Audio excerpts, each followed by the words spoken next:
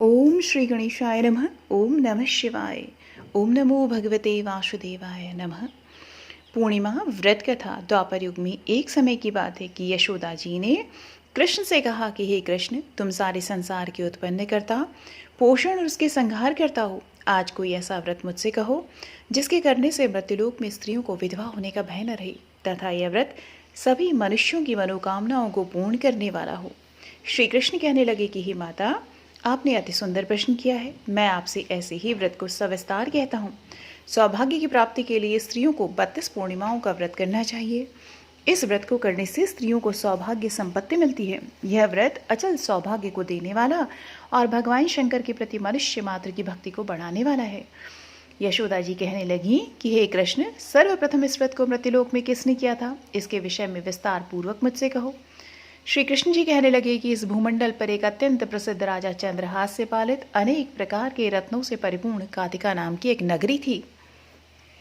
वहां धनेश्वर नाम का एक ब्राह्मण था और उसकी स्त्री अति सुशील रूपवती थी। दोनों ही उस नगरी में बड़े प्रेम से रहते थे। घर में धन धान्य आदि की कोई कमी नहीं थी। उनको एक बड़ा दुख था कि उनके कोई संतान नहीं थी, जिस वजह से वो बहुत दुखी रहते थे। एक दिन एक बड़ा तपस्वी योगी उस नगरी में आया। वह योगी बाकी सभी घरों से भिक्षा मांगकर भोजन किया करता था, लेकिन उस ब्राह्मण के घर से भिक्षा नहीं मांगा करता था। एक दिन योगी गंगा किनारे भिक्षा मांगकर प्रेम पूर्वक खा रहा था कि धनेश्वर ने योगी को यह सब करते देख लिया। सब कार्य उसने किसी प्रकार से देख लिया और अपनी भिक्षा के अनादर से दुखी होकर धनेश्वर योगी से बोले कि आप सभी घरों से भिक्षा लेते हैं, परंतु मेरे घर की भिक्षा कभी भी नहीं लेते। इसका कारण क्या है? योगी कहने लगे कि धर्म हमें इस बात की आज्ञा नहीं देता है, क्योंकि अभी आप गृहस्थ जीवन में एक सुख से वंचित हैं। आपके घर संतान होने पर मैं आपके घर से भी भिक्षा स्वीकार कर लूँगा। उन्होंने कहा कि जिसे संतान नहीं है उसके घर से भिक्षा लेने से मैं भी पतित हो जाऊँगा। धनेश्वर यह सब बात सुनकर बहुत दुखी हुआ और हाथ जोड़कर योगी के पैरों पर गिर पड़ा। दुखी मन से कहने लगा कि आप मुझे संतान प्राप्ति का उपाय बताएं। आप सर्वज्ञ हैं, मुझ पर अवश्य ही यह कृपा कीजिए। धन की मेरे घर में कोई कमी नहीं है, लेकिन मैं संतान न होने के कारण अत्यंत दुखी हूँ। आप मेरे इस दुख का हरण कीजिए। यह सुनकर योगी कहने लगे कि तुम चंडी की आराधना करो। घर पहुंचकर उन्होंने यह सारी बात अपनी पत्नी को बताई और खुद वन में चले गए। वन में पहुंचकर उसने चंडी की आराधना की और उपवास किया। चंडी ने 16 दिन तक उसको सपने में दर्शन दिए और कहा कि हे धनेश्वर, जा तेरे पुत्र होगा, लेकिन उसकी आयु सिर्फ 16 वर्ष होगी। 16 वर्ष की आयु में ही उसकी मृत्यु हो जाएगी। अगर तुम दोनों स्त्री और पुरुष 32 पूर्णिमाओं को व्रत करोगे तो अदीर्घ आयु हो जाएगा। जितनी तुम्हारी सामर्थ्य हो उतने आटे के दिए जलाकर शिव जी का पूजन करना, लेकिन पूर्णमासी 32 ही होनी चाहिए। सुबह होते ही तुम्हें उस स्थान पर एक आम का पेड़ दिखाई देगा। उस पर चढ़कर एक फल तोड़कर अपने घर चले जाना। अपनी स्त्री को इस बारे में बताना। सुबह स्नान होने के बाद वह स्वच्छ होकर शंकर जी का ध्यान करके उस फल को खा ले।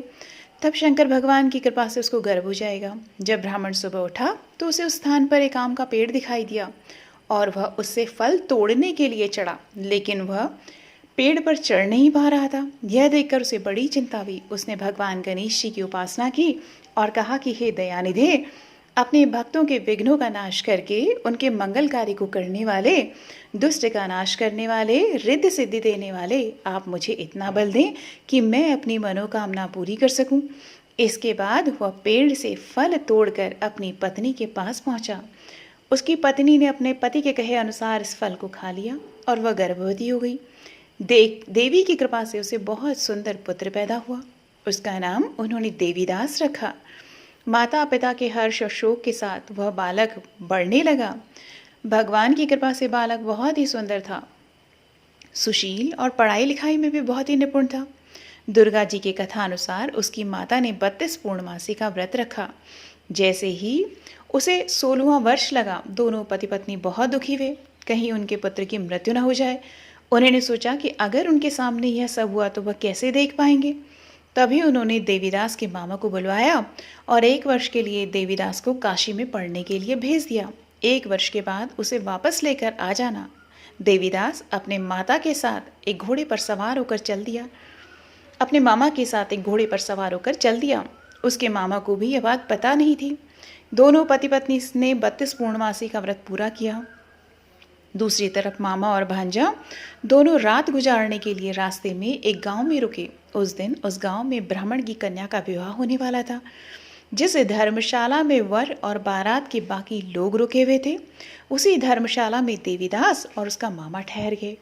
उधर कन्या को तेल चढ़ाने के बाद जब लग्न का समय आया तो वर की तबीयत खराब हो गई। वर के पिता ने अपने परिवार वालों से विचार विमर्श करके कहा कि यह देवीदास मेरे पुत्र जैसा ही है, मैं इसके साथ लगन करा दूं और बाद में बाकी सारे काम मेरे बेटे के साथ पूरे हो जाएंगे। ऐसा कहने के बाद वर के पिता देवीदास को मांगने के लिए उसके मामा के पास गए और उन्हें सारी बात बताई। मामा ने कहा कि कन्यादान में जो कुछ भी मिलेगा वो हमें दे दिया जाए। वर के पिता ने बात स्वीकार कर ली। इसके बाद देवीदास का विवाह कन्या के साथ संपन्न हो गया। इसके बाद वह अपनी पत्नी के साथ भोजन न कर सका और मन में विचार करने लगा कि न जाने यह किसकी पत्नी होगी।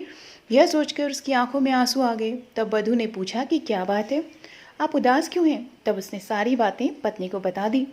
तब कन्या कहने लगी, यह ब्रह्म विवाद के विपरीत है। आप ही मेरे पति हैं, मैं आपकी ही पत्नी रहूंगी, किसी अन्य की कभी नहीं। तब देवीदास ने कहा कि ऐसा मत करिए, क्योंकि मेरी आयु बहुत कम है, मेरे बाद आपका क्या होगा? लेकिन उसकी पत्नी नहीं मानी और बोली, स्वामी आप भोजन कीजिए। दोनों रात में सोने के लिए चले गए। सुबह देवीदास ने पत्नी को 4 नगों से जड़ी एक अंगूठी दी और एक रुमाल दिया और बोला कि हे प्रिय, इसे लो और संकेत समझकर स्थिर चित्त हो जाओ। मेरे मरण और जीवन जानने के लिए एक पुष्प वाटिका बना लो, उसमें सुगंधि वाली एक नव मल्लिका लगा लो, उसको प्रतिदिन जल से सींचा करो और आनंद के साथ खेलो कूदो। जिस समय और जिस दिन मेरा प्राणांत होगा उस दिन यह फूल सूख जाएंगे। जब यह फिर से हरे हो जाएं तो जान लेना मैं जीवित हूँ। यह समझाकर वह वहां से चला गया। इसके बाद जब वर और बाकी बाराती मंडप में आए तो कन्या ने उसे देख कर कहा कि ये मेरा पति नहीं है, मेरा पति वह है जिसके साथ रात में मेरा विवाह हुआ था। इसके साथ मेरा विवाह नहीं हुआ है। अगर यह वही है तो यह बताए कि मैंने इसके साथ क्या बातें की। साथ ही कन्यादान के समय जो आभूषण मिले उन्हें दिखाए। कन्या की ये सारी बात सुनकर वह कहने लगा कि मैं यह सब नहीं जानता। इसके बाद सारी बारात भी अपमानित होकर लौट गई।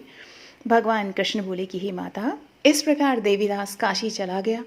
कुछ समय जब समय बीत गया तो एक सर्प उसको डसने के लिए वहां आया, लेकिन वह उसको काट नहीं पाया क्योंकि उसकी माता ने पहले ही 32 पूर्णिमा का व्रत कर लिया था। इसके बाद खुद काल वहां पहुंचा। भगवान की कृपा से तभी वहां माता पार्वती और भगवान गणेश आ गए।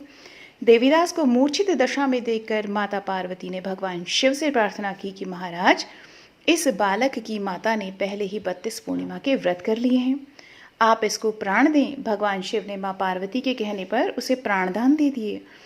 उधर उसकी पत्नी उसके काल की प्रतीक्षा कर रही थी। उसकी पत्नी ने जाकर देखा कि पुष्प वाटिका और दोनों ही नहीं है वहां पर, तो उसको बहुत आश्चर्य हुआ। और जब उसने देखा कि पुष्प वाटिका फिर से हरी हो गई तो वह समझ गई कि उसका पति जिंदा हो गया है। इसके बाद वह बहुत ही प्रसन्न होकर अपने पिता से कहने लगे कि मेरे पति जीवित हैं, उनको ढूंढिए। जब 16वां वर्ष व्यतीत हो गया तो देवीदास भी अपने मामा के साथ काशी चल दिया। इधर उसकी पत्नी के परिवार वाले उन्हें ढूंढने के लिए जा ही रहे थे कि उन्होंने देखा कि देवीदास और उसका मामा उधर ही आ रहे थे। उसको देखकर उनके ससुर बहुत प्रसन्न हुए और उसे अपने साथ घर ले आए। वहाँ सारा इकट्ठे हो गए सब लोग और कन्या ने भी उसे पहचान लिया। देवीदास ने इसके बाद अपनी पत्नी और मामा को लेकर वहाँ से वो चला गया। उसके बाद ससुर ने भी उसे बहुत सा धन दहेज दिया। जब वो अपने घर की तरफ चल रहा था तो उसके माता पिता को लोगों ने खबर कर दी कि तुम्हारा पुत्र देवीदास अपनी पत्नी और मामा के साथ आ रहा है। ऐसा समाचार सुन के पहले तो उन्हें विश्वास ही नहीं हुआ, लेकिन जब देवीदास आया और उसने अपने माता पिता के पैर छुए तो देवीदास के माता पिता ने उसका माथा चूमा और दोनों को अपने सीने से लगा लिया। दोनों के आने की खुशी में धनेश्वर ने बहुत दान दक्षिणा ब्राह्मणों को दी। श्री कृष्ण जी कहने लगे, किस तरह धनेश्वर को 32 पूर्णिमाओं के व्रत के प्रभाव से संतान प्राप्त हुई। जो स्त्रियां इस व्रत को करती हैं वह जन्म जन्मांतरों तक वैधव्य का दुख नहीं भोगती हैं और सदैव सौभाग्यवती रहती हैं। यह मेरा वचन है। यह व्रत संतान देने वाला और सभी मनोकामनाओं को पूर्ण करने वाला है। तो सभी प्रेम से बोलिए, हर हर महादेव। ओम नमो भगवते वासुदेवाय नमः। अब आप कीजिए मेरे साथ आरती। ओम जय शिव ओमकारा, प्रभु भज शिव ओमकारा, प्रभु हरि शिव ओमकारा, ब्रह्मा विष्णु सदाशिव, ब्रह्मा विष्णु सदाशिव, अर्धांगी धारा, ओम जय शिव ओंकारा। एकानन चतुरानन पंचानन राजे, भोले पंचानन राजे, हंसासन गरुड़ासन, हंसासन गरुड़ासन, वृषवाहन साजे, ओम जय शिव ओंकारा। दो भुज चार चतुर्भुज, 10 भुज ते सोहे, भोले 10 भुज ते सोहे, त्रिगुण रूप निरखता, त्रिभुवन जन मोहे, ओम जय शिव ओंकारा। अक्षमाला वनमाला मुंडमाला धारी, भोले मुंडमाला धारी, त्रिपुरारी कंसारी, त्रिपुरारी कंसारी, करमाला धारी, ओम जय शिव ओंकारा। श्वेतांबर पीतांबर बाघांबर अंगे, भोले बाघांबर अंगे, सनकादिक ब्रह्मादिक, सनकादिक ब्रह्मादिक, भूतादिक संगे, ओम जय शिव ओंकारा। करके मध्य कमंडलु, चक्र त्रिशूलधारी, भोले चक्र त्रिशूलधारी, सुखकारी दुखहारी, सुखकारी दुखहारी, जगपालनकारी, ओम जय शिव ओंकारा। ब्रह्मा विष्णु सदाशिव, जानत अविवेका, भोले जानत अविवेका, मधु कैटभ दो मारे, सुरवयहीन करे, ओम जय शिव ओंकारा। लक्ष्मी व सावित्री पार्वती संगा, स्वामी पार्वती संगा, पार्वती अर्धांगी, शिव लहरी गंगा, ओम जय शिव ओंकारा। पर्वत सोहे पार्वती, शंकर कैलासा, स्वामी शंकर कैलासा, भांग धतूर का भोजन, भस्मी में वासा, ओम जय शिव ओंकारा। जटा में गंग बहते है, गल मुंडन माला, भोले गल मुंडन माला, शेष नाग लिपटावत, ओढ़त मृग छाला, ओम जय शिव ओंकारा। काशी में विश्वनाथ विराजे, नंदी ब्रह्मचारी, भोले नंदी ब्रह्मचारी, नित उठ दर्शन पावत, नित उठ दर्शन पावत, महिमा ते भारी, ओम जय शिव ओंकारा। त्रिगुण स्वामी जी की आरती, जो कोई नर गावे, स्वामी प्रेम सहित गावे, कहत शिवानंद स्वामी, मन भजत हरे हर स्वामी, मनवांछित फल पावे, ओम जय शिव ओंकारा। ओम जय शिव ओंकारा, प्रभु भज शिव ओंकारा, प्रभु हर शिव ओंकारा। ब्रह्मा विष्णु सदाशिव, ब्रह्मा विष्णु सदाशिव, अर्धांगी धारा, ओम जय शिव ओंकारा। सभी प्रेम से बोलिए ओम नमः शिवाय, ओम नमो भगवते वासुदेवाय।